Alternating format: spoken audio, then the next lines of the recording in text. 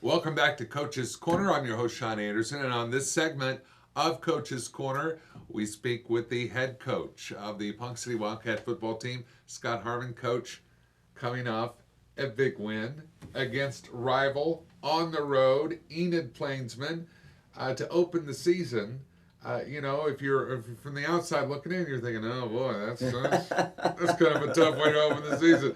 But it was a defensive battle, and this was an Enid team that scored more than 20 points against Guthrie the week before. Right. So to shut down their offense, boy, tip of the microphone to the defense. And what an effort! Yeah, Coach Rollo and his staff really did a good job. They stayed real simple and let our kids play. Eli Wool coming back off injury really kind of helped us in the back end a little bit. But when we looked at our defensive stats, they were pretty impressive for a game. Had a lot of young kids, James Godfrey, Devin Zimmershed, Trey Seward. A lot of those younger kids really stepped up and did a great job in their first varsity ball game. Yeah.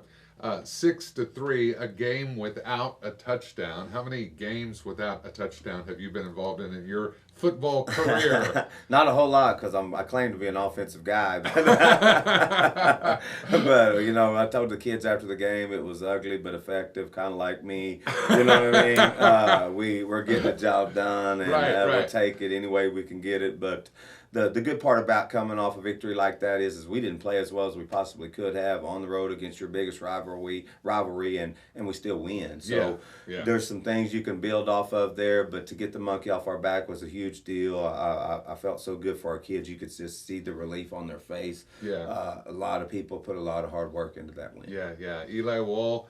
There were a couple of moments where, I mean, the game could have gone either way, of Right. course, and Eli Wall stepped up too. Other players who stepped up in that game that you really noticed some pretty big improvement. Well, defensively, Devin Zimmershed made two huge plays in huge situations. One on a 4th and 10, he stops a guy for a 9-yard gain, and then he has a pass breakup in the secondary and in the end zone. It was another huge play.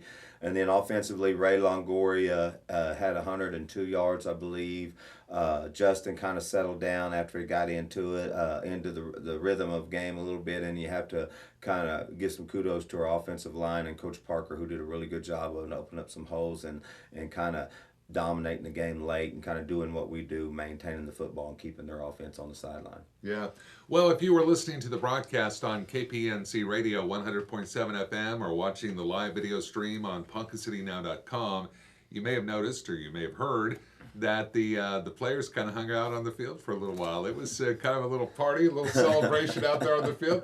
It took you a while to get them all back in the locker room, didn't it? It did. They were wanting to hang out and savor the moment, and we were wanting to get on the bus and go home because we let them enjoy that Friday night and into Saturday, but we wake up Saturday thinking about Guthrie, so it's you got to kind of move on after you do it. Even though as much as you want your kids to hang on to that feeling, we got to move on and take care of business and try to get to 2-0 this week. One last question about Enid, because I'm curious as far as the team camaraderie and that after game, the spirits after the game. I mean, as a coach.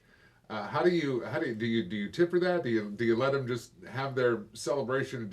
How do you coach them after a big win like that? We actually practice that. You know what I mean? We walked through that Thursday on the walkthrough. We walked through everything from pregame to how we were going to celebrate when we got done. And I told our kids I'd meet them in the end zone. And the good thing about it is they celebrated a little bit and they enjoyed it with their friends and their family. But I think they expected it, to be honest with you. I don't think it was a surprise to them. They enjoyed it, but hey, it's just one. We need to go on and try to get better and improve on the things we can do. So I don't, I'm a realist. It helps for us to enjoy the moment, but we got to get a lot better next week. Yeah. Guthrie is coming to town. It'll be the home opener for the Ponca City Wildcats at Sullins Stadium this Friday night. We want you to be there, of course, and back the Cats. And you can hear that broadcast as well. Bring your radio to the game and listen to Jordan Woodruff do the play-by-play call of that. You can also have the video screen on your device there on PoncaCityNow.com. Coach Harmon, Guthrie's coming to town. What do you know about Guthrie? You've had an opportunity to see a lot of film. Well, they're grooming a new quarterback. They had a 4-year starter last year that was a kid that was really effective, knew their offensive really well. So they're grooming a new quarterback. They've got some talent in the back end. They get around the ball effectively. They're kind of like us. They're breaking in some new kids and playing some sophomores that they've already got 2 games under their belt.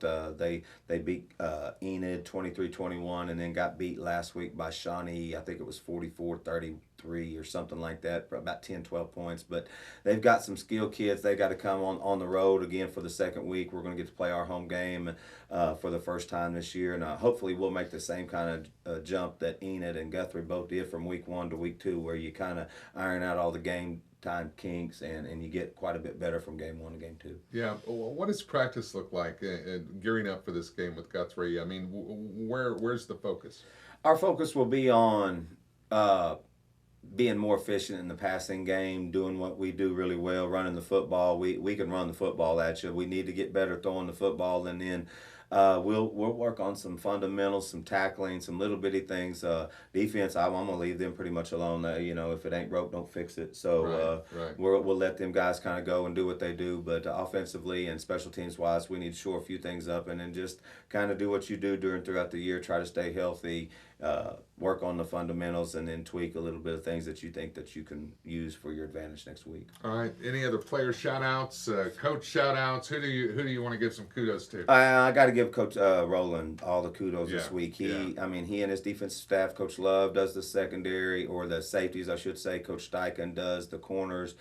Coach McHenry does the D lineman, and Coach Rollo does the linebackers. And when you only give up 3 points in an opener, you got to give all the credit to those guys. Yeah, absolutely. That is Coach Mark Harmon. Yeah, I wish. How many times have you heard that, right? Coach Scott Harmon, Yeah. Your head coach of the Ponca City Wildcat football team. Looking forward to a big game, Solon Stadium, Friday night, Guthrie in town, home opener, and we don't want you to miss it. We want you to be there. Season opener, big win with Enid, and there's a lot of excitement in the air, and your team's ready to go out there and take on the Blue Jays. We hope to build upon that. Yeah, absolutely. Coach Scott Harmon, thank you for being with us. That's going to do it for this edition of Coach's Corner, and our thanks to Coach Wood of the Lady Cat softball team and to Coach Harmon.